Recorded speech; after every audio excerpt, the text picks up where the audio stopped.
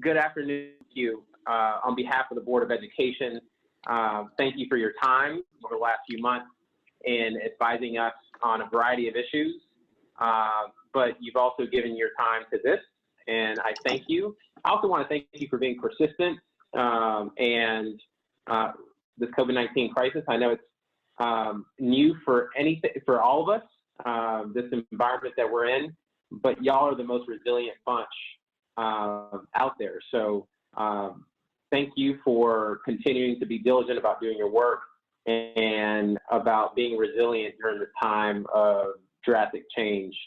I also want to give a shout out to the class of 2020. Our hearts go out to you, our love goes out to you, and I just want you to know that we love you, we support you, and the school system as a whole is trying to do sure we recognize you and honor you in this very unprecedented school year. So again, I just wanted to thank you for your time, and thank you for getting together to talk to Dr. Herring. So with that, I'll turn it over to Bria Brown. Hey, I'm Bria Brown. I'm a school, and I'm also the chair of the Student Advisory Council, which is just a group of students from every APS high school that comes together to kind of bond all the high schools and report to the superintendent things that are going on inside of our schools. And so I have had the wonderful opportunity to meet Dr. Herring, who is here with us today as the sole finalist for the superintendent position. And I do think it is important that we meet her and that we ask her questions and that we what her plans are for the district, but also personal questions like, what are your favorite color? What's your favorite food? You know, lighter questions to make it feel more homey and comfortable. I was in the interview with Dr. Herring, and I definitely thought like she was a very good candidate. One of the things that I really liked about her was that she seemed very political, but also down to earth, someone that you could definitely talk to, and someone that the students could see in themselves, possibly. Educated at Georgia Southern and Spelman, so that's something that a lot of students I know are choosing to go to those person to represent APS in that matter. So I don't think I have much else to say. Someone that can definitely represent herself, and she's a very intelligent. I think you guys will definitely love her as superintendent. Off to you, Dr. Herring. Thank you, Bria. You guys can hear me? Yes. Head nod. Excellent.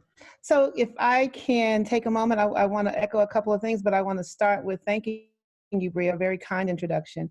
We had the good fortune to not only do the interview, but be face-to-face, which is very different than what we're doing now, which brings me to my other point. So to you again, Bria, thank you for your leadership. I have a student advisory council, just so that you all are aware, that I started the moment I became a superintendent in Birmingham. And the superintendent council has existed regularly. So I'm incredibly excited about what this opportunity means as well. Your leadership and your voice matters. Board Chair Estevizari, I think about all of you the most, because these are unique times. This is what we would call uncharted territory. You are living the history of a transition of a global pandemic. And we are learning, and we are communicating, and we are engaging as we all sit in front of a device. And I believe that you will be a part of the history makers and history tellers and writers that will say, this is what it was like back in 2020. And you will also be a part of the group of people across this world that will help us figure out how to navigate moments like this very well. Yet in the meantime, I just worry and care for your well. I celebrate you for being able to manage day to day in a space that we weren't do before we closed out 2020. So then 2020, the seniors, graduating class of 2020. You have quite a story as you not only close out this year, but as you prepare for your future. You will have a narrative that will capture the attention and the hearts and minds of people forever, and you are to be applauded. And I celebrate all of the efforts that have been put into action as it relates to appropriately honoring and celebrating your graduation. And so, major honor and kudos to each of you. So, a little bit about me. I am currently superintendent in Birmingham, Alabama, but I am extremely honored to be selected at Atlanta Public Schools. I'm from Georgia, born and raised Macon, Georgia. It's just an hour south of Atlanta. After I finished high school in Macon, at public high school, Southwest High School, I came straight to Atlanta and started college at Spelman. I had several college options. Spelman College was the absolute best choice for me and the top choice for many. And so I heard someone say, was that you, Tyrese? Morehouse? Morehouse, I think, is what I heard. Yeah, congratulations. And so you've made an excellent choice.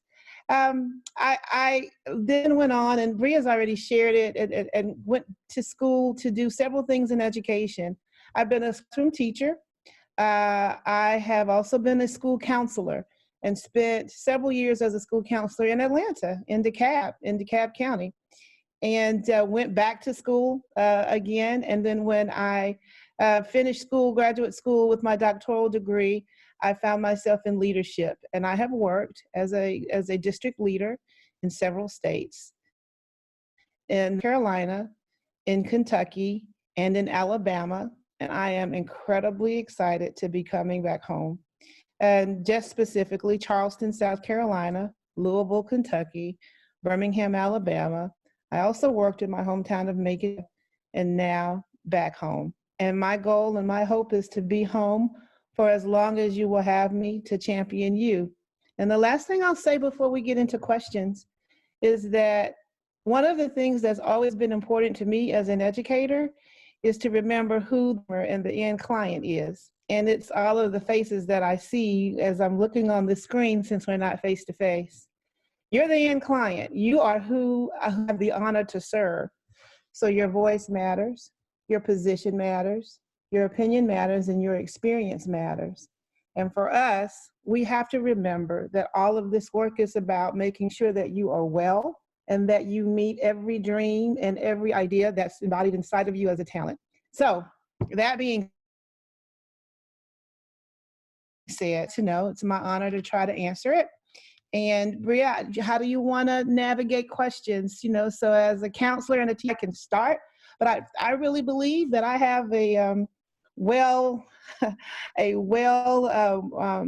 well-informed group of scholars, and so you are certainly welcome to start with the question posed. I don't know if anybody has raised their hand yet with a question, but I can start off with a question from a Grady student. I don't believe he is on here today, but he wants to go deeper into your educational background, where you went to high school and where you went to college. Okay, so thanks again, Bria. I, again, went to high school in Macon, Georgia. And so elementary, middle, and high school were all in the city of Macon, just about an hour south of Atlanta. And so I attended Southwest High School, graduated from high school there, and then went on to college in Atlanta at Spelman College, graduated in 1994 from Spelman. Shortly after Spelman, I taught and then went into graduate school at the University of South Carolina, where I was able to secure 2 additional graduate degrees. And from the University of South Carolina, I went on then to later get my doctorate at Georgia Southern. And at Georgia Southern, I graduated with my doctorate in educational administration. I also took my leadership certification coursework at the University of Georgia between grad school so that I could continue my work in education, but that pretty much captures the formal capacity of from high school to college. Yeah. Next question. How does your background influence your educational philosophy, and what is your philosophy on education? Yeah, so let's talk about both of those briefly.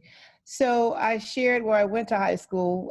My full experience as a student has been tied to being able to go through public education from W.T. Morgan Elementary. When I was in middle school, they started the concept of junior high to middle school, so 6th, 7th, and 8th grade, and I was a student then, and then on to high school. I learned a lot about the city where I grew up. The city where I grew up in Macon, south of Atlanta, helped me to understand why education was important. I am the granddaughter of, I'd like to share this because it's a part of my story. So I am the granddaughter of a sharecropper, 96. But I lift my grandfather often because my grandfather was illiterate. And illiterate meaning that he was not a reader. He did not know how to read, but he was highly functional. One of the things that he communicated to me and my siblings and all of my cousins was the importance of education. And he had to keep that in the forefront of everything that we did and to take it seriously. And certainly he had options to go back to school, but he chose to invest his time and energy into ensuring that that was what his grandchildren and children would do. And as a result, I'm blessed to be around relatives that have pursued that to the highest level, whether they are, whether it's 2-year degrees all the way to attorneys and to doctors. I value education. And so your question is, what is my philosophy? My philosophy is that I believe with every part of who I am, that education is what liberates us. Education is what gives us the ability to do anything we can conceive, but it is also how we start to conceive ideas. It's important to me, and because I believe that I am an example of what a solid quality education can do, it's what I believe for each of you. And you said something that I really have to acknowledge. Some of you, when you introduced yourselves, you talked about how it's been a difficult transition. I think Bran mentioned that, how you kind of had to figure out how we do this in social distancing and learning without your peers around. I want to remind you that you're still learning. And there are a lot of opportunities for us to figure out how to continue to support that and get it right. Our hope and our belief is that we won't always be doing it this way. But look at each of you. You have figured out how to do it during a time where we're social distancing and you're doing it at home. And when we come together, we will learn that much more about each other. Once again, I am Terry Spindler. My question to you is, you listed that you work for numerous different districts. What experiences will you bring from those districts to APS? Yeah, so I think as a superintendent, what I've learned quickly, Tyrese, is that you bring all of the experiences that have evolved in your journey, from being a teacher, being in the classroom, remembering the important component of always being a teacher. I spent a little over 5 years as a school counselor, and teaching is what my students, when I taught, they were the ones who actually, my students encouraged me to go become a school counselor. And so I did that role also. But once you go into administration, you realize part of what you do on a day-to-day is to always support the teacher at the school, just at a different level. The experiences that I've had in different places, cities like Charleston, South Carolina, where we've had to deal with issues tied to equity and race and to Birmingham, which is the birthplace of for many, as we look at history, just as much as Atlanta, but also Birmingham, the birthplace of the civil rights movement. There's a lot that I've learned around valuing all people, championing what is right, ever forgetting who we serve. And I go back to where I started. That's each of you.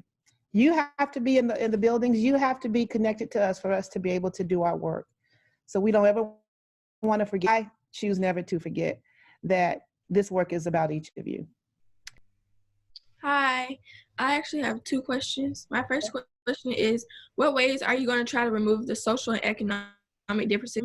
And I'll let you answer that one, and then I'll ask my second one. Thank you, Deanna. So as I'm transitioning in, I think about 2 critical things. And number one, the school, Atlanta Public Schools, has already done something that I'm very impressed with and excited to join in terms of the movement, and that is putting an equity policy in place. So in public school systems, whether it is the work of the superintendent, the direction of the board, or the belief of all of those who are in policy helps ensure that we are accountable for the work.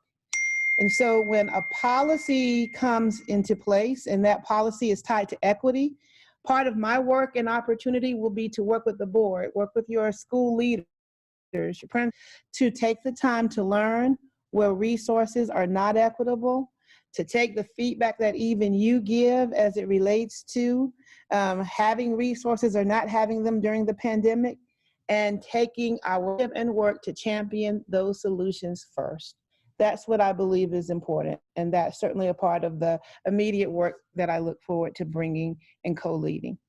That one. My second question is, do you have any plans or ideas or revisions to the Boolean process for students in Atlanta public schools to prevent and provide a face and safer solution for victims? For victims of bullying? Yeah. So what I'll need to do immediately as I onboard is to understand what are the practices that are in place, Deanna, and what are some of the challenges.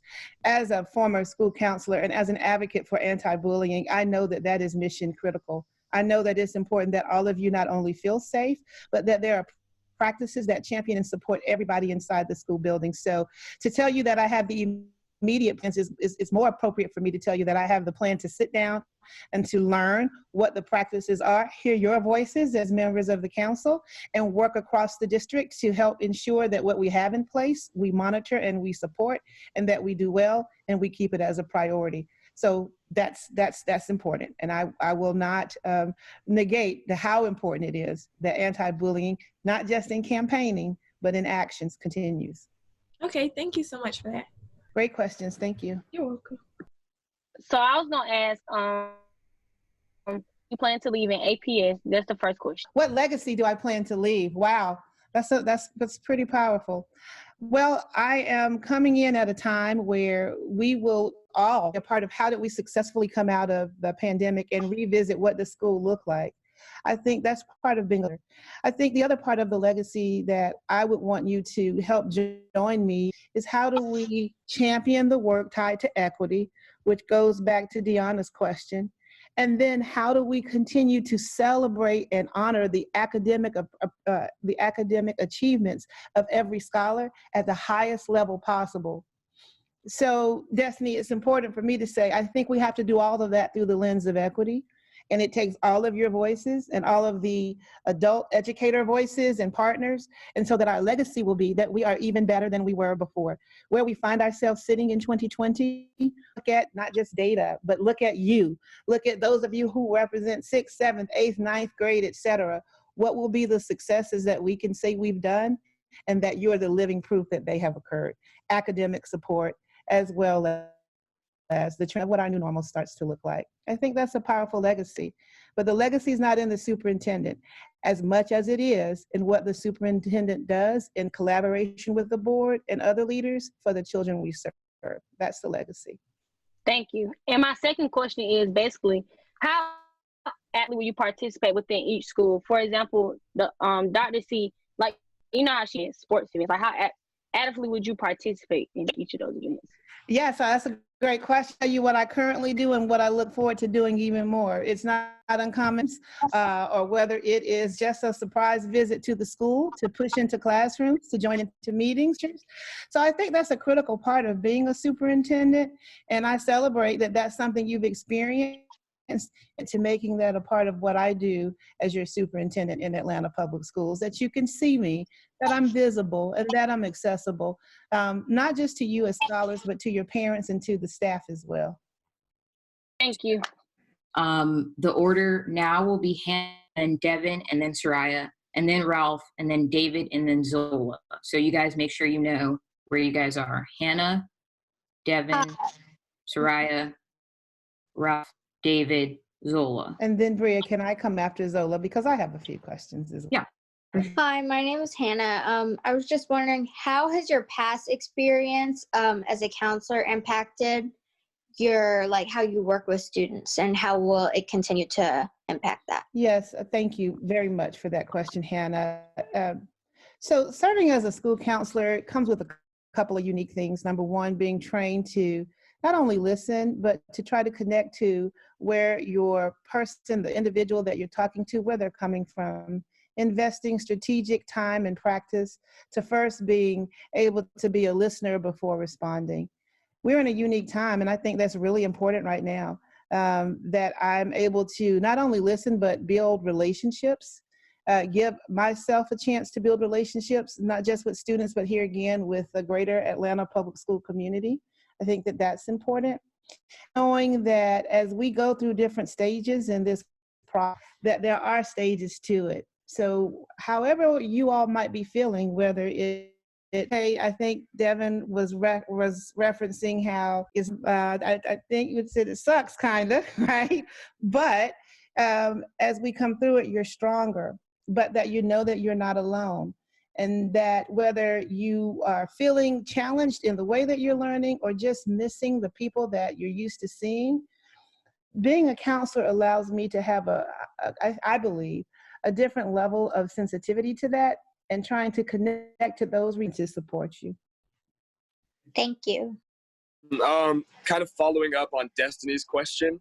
Yes. Yeah, Dr. Karstar really, she was really fantastic about really connecting to the students and really reaching out to kids and showing up to events. And I wondered how you plan on, being the new superintendent, building that connection and just, being there for all the kids in APS.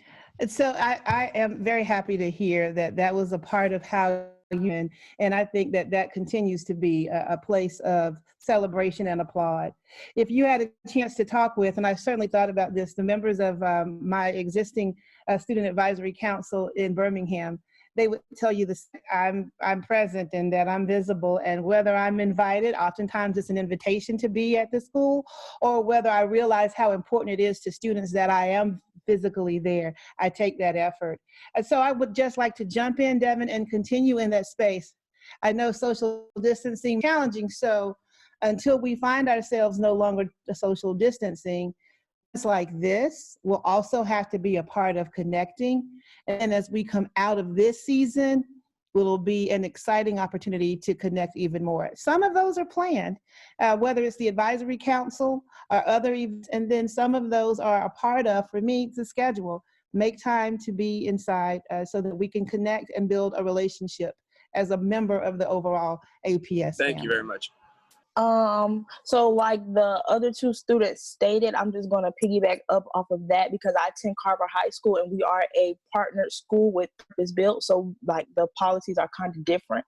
So I would like to know, how do you plan to take action with interacting with students that go to the partner schools?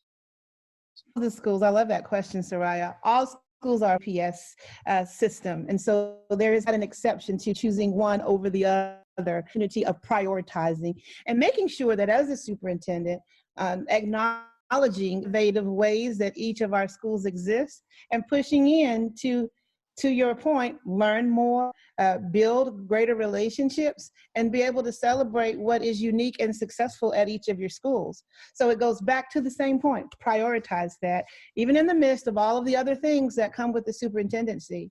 To know that your superintendent is not only familiar with your school, but has had an opportunity to be present and participate in things, I think it makes a difference.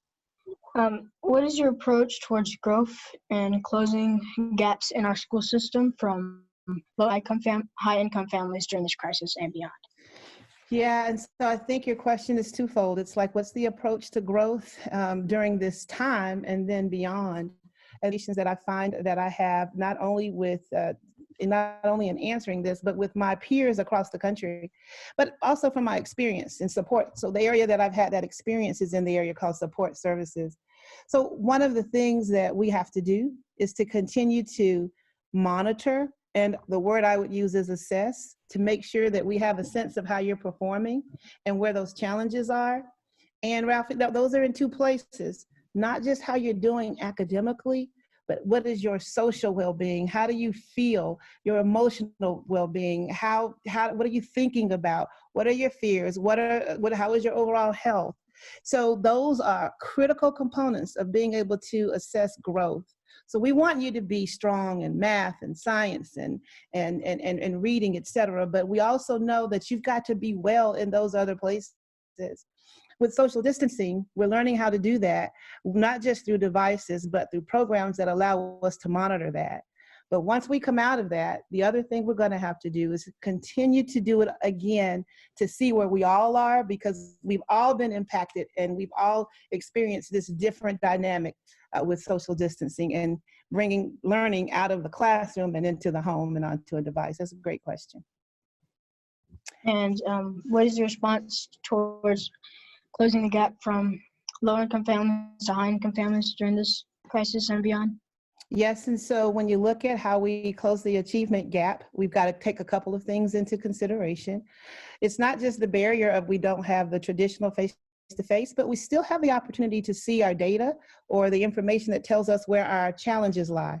So that goes back, Ralph, to the conversation around equity, because when you ask about low income to high income, or what we call socioeconomics, but the cost associated with how we live, we have to think about how do we provide the right resources to the right situation. And they don't always look the same, because some circumstances, some situations require more resources, and that's where equity comes in.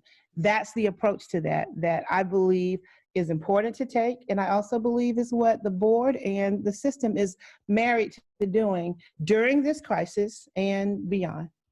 You mentioned education's power to uplift and empower people. And so Yes. what is your plan to target those people who make up a majority of the students in the APS school system? Like, how are you going to target those people who really need that empowerment and really need to be lifted? Yep, and that's kind of like the question that Ralph was asking. How do you ensure that you make resources and support available to everyone, regardless? But how do you offer a laser focus on those who would come from a situation where they have the least? So that, again, I know you guys are going to be like, wow, she keeps going back to this equity stuff, right? So that's important. Equity is about ensuring that regardless of your circumstances, you have everything you need to be successful. So it's important that you hear me say that as your incoming superintendent. Because really, when you hear me say equity, what I want you to hear me say in those words is that regardless of your circumstance, what the board and this system believes is important is that we figure out a way to identify what those challenges are, and then we commit to saying whatever it takes to help us get there, to supply all the way into the household or into the classroom or the virtual room, that we'll get those resources that we need, because that's the right. Sometimes that sounds like it's a lot of words without the detailed action. And that's a part of the work too, the detailed action, whether that's meeting with the task force or meeting with the chief finance officer, talking with the board officers, or talking with your principals, hearing from you and hearing from your teachers. But that's the work. And that's what's in this district strategic plan. And I am committed to helping see us through doing that well. That was a very good question, David. I think that connectedness and communication within the community is like really important for understanding of what's going on and like what needs to happen. Mm-hmm. But I think what's even more important is also representation within that group that really reflects APS's community. So my question is, how do you plan to encourage the involvement of students and the community, which really reflects the diversity of APS? So the diversity of APS is what is beautiful about APS, Zola. And that question in terms of what is my plan, some of the things that I'm even doing now during this engagement window is that I'm learning about different task forces and committees. And the committees represent all types of our community, whether it's in terms of race, gender, sexual orientation, et cetera. And having a representative voice for everyone is a part of how you start to do that. Building relationships. During this time, a lot of that is virtual, but they're still important. Making certain that there is a representative voice at the table is critical. And the other way you do that is to push into community meetings and also have individuals that help represent the superintendent in addition to the superintendent herself.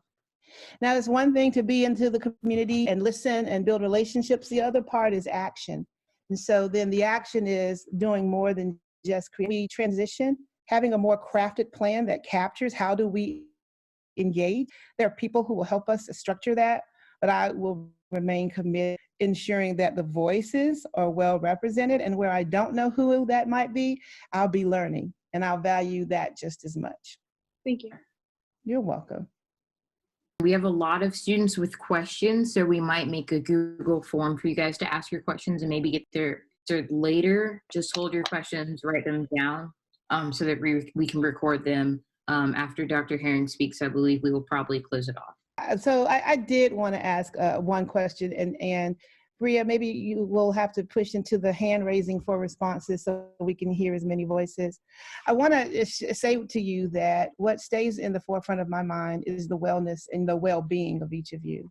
We don't always get a chance to know exactly how you feel, but several of you have spoken to that you've learned a lot or you're learning how to move through this process. If you could to me that you think is important for us as leaders of future leaders and leaders of APS to be thoughtful about while we're experiencing this transition, what would that be?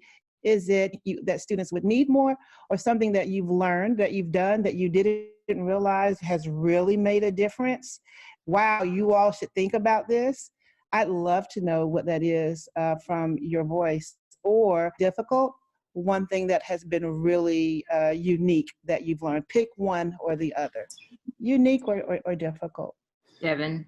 Yeah, I guess I'll just start. I think that we need to have, it's just like a very clear way for the student body to communicate and problems that we see to you. And I think that's one of the most important, or I think that's a very important thing that we need to have, which is like direct, communication. And yeah. Got it. Thank you, Devin. Mm-hmm. Anyone else? One unique experience or one challenging? So challenging, but it's something for you. Like, I just say stay true to yourself and keep your word. Because kids remember everything. I'm not sure you have kids, but kids remember everything.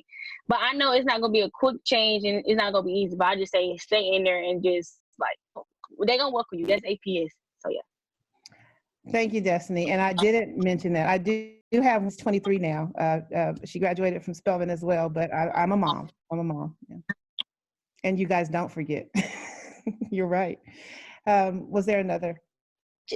This is something positive, but I think that having this has just been something that I realized is maybe just some advice, but I've noticed that kids tend to gravitate towards the adults that they know they can trust.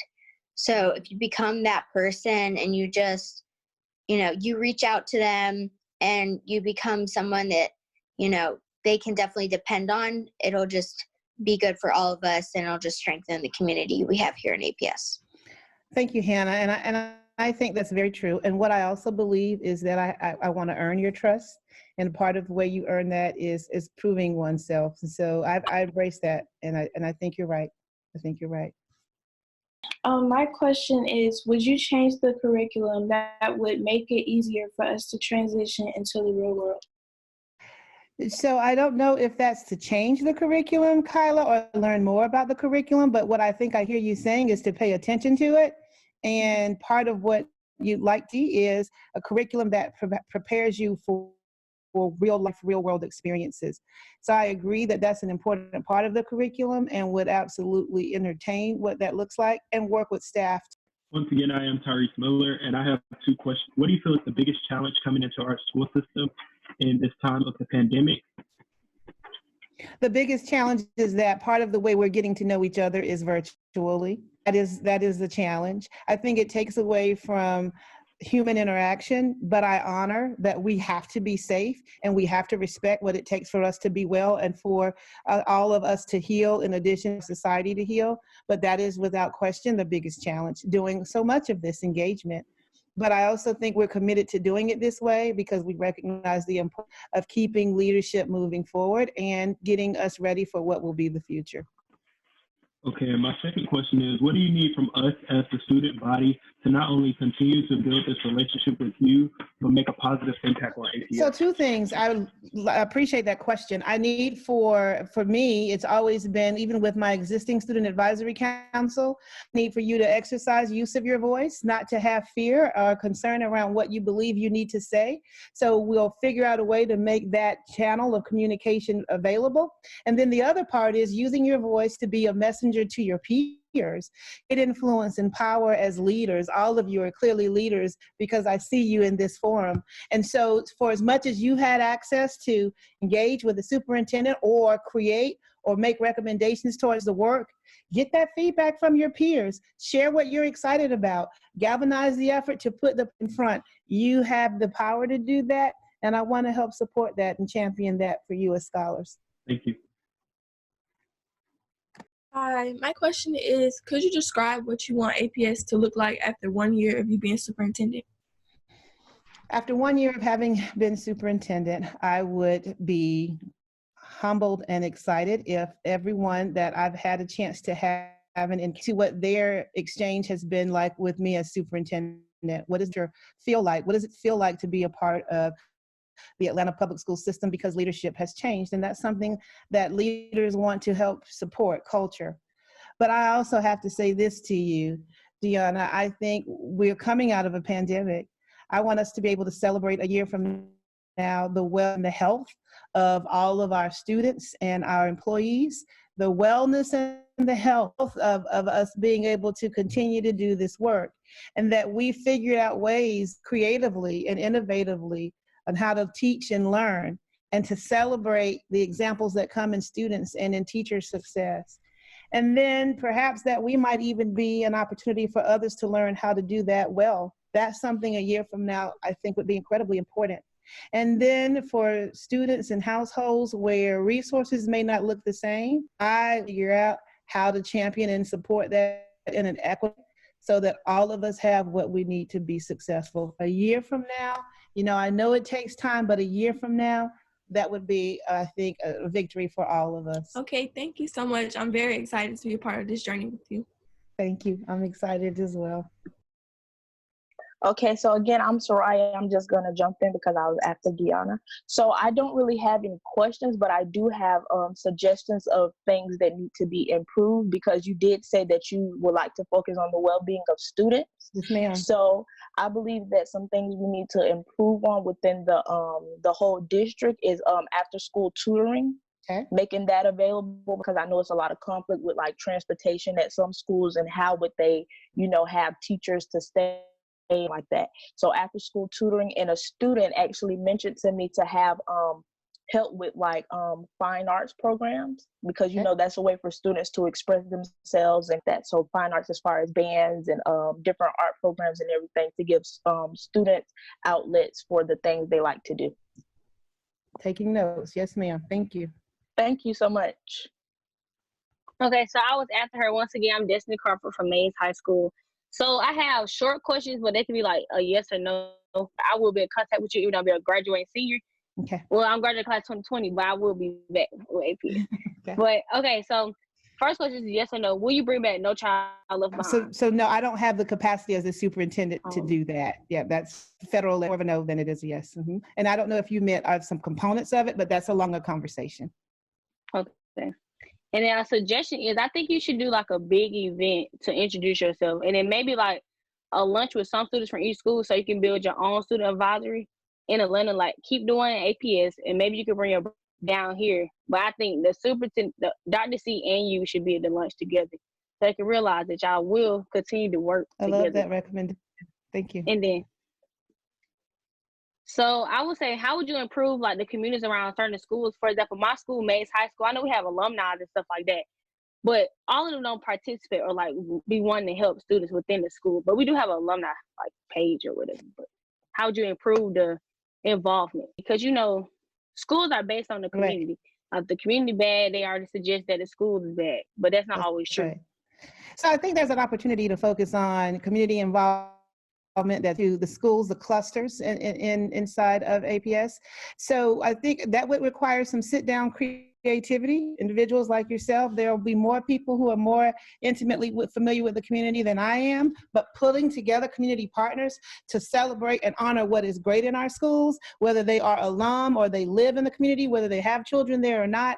I think those are some of the things that we could creatively entertain, and would love to be able to have some thought partnership on how we might do that. Okay, last two. Are you 100% committed to improving APS? 100% committed, yes, ma'am. Okay.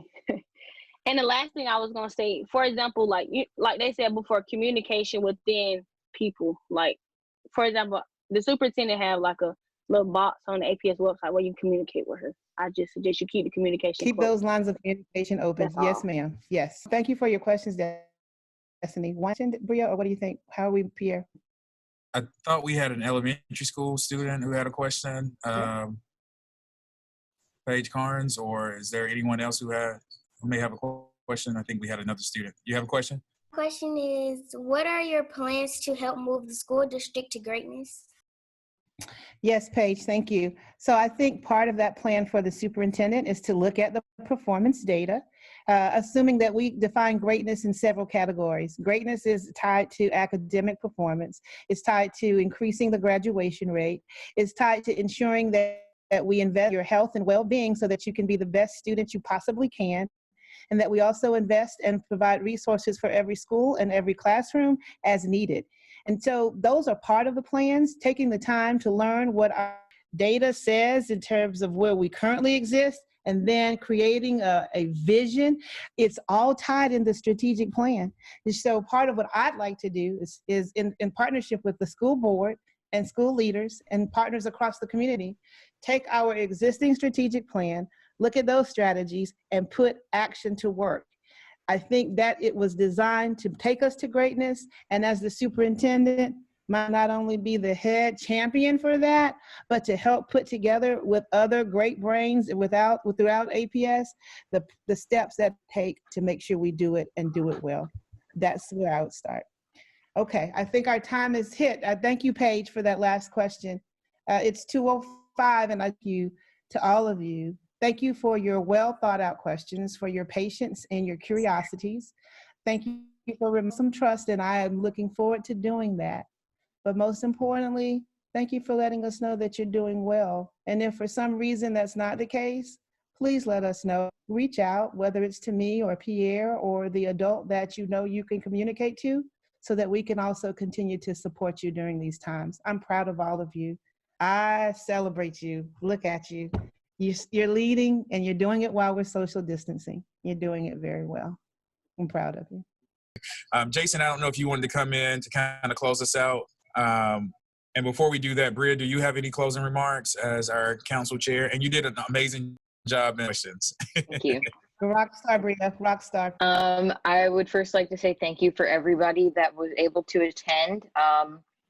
And thank you for taking the time out of your day to attend in the middle of the school day to meet Dr. Herring. And Dr. Herring, thank you for taking the time out of your day to meet with a representative group of students from APS. We look forward to the next however many years we have graduating, but I also will be following along with the things that you do and the way that the cluster moves through this pandemic that we have. Any students with questions, just hold them, make sure that you kind of remember them, write them down so that you can ask them at a later date or put them in a Google form or whatever means of the communication we have with Dr. Herring now. Last few things, I linked Let's Talk in the comments. That's how you give feedback from high schools, bus drivers, whatever it is. You give feedback to APS that way. And then the superintendent search, which is where this video will be, is also linked there. You can learn about her background. You can learn about the questions at the board. And again, just want to remind you that we will have an interview with Dr. Herring with our student reporter, Dana Ritchie. So if you get those to us today, I can make sure I get those questions over to Dana in preparation for tomorrow's interview. Yeah, I just wanted to say thank you, Bria. Thanks for facilitating this meeting. A great job, and good luck to all the seniors as you close out the school year. We have your back, and we very much appreciate all that you've done for APS and for your communities, and we look forward to much success from all of you, especially the seniors on this call. So with that, thank you.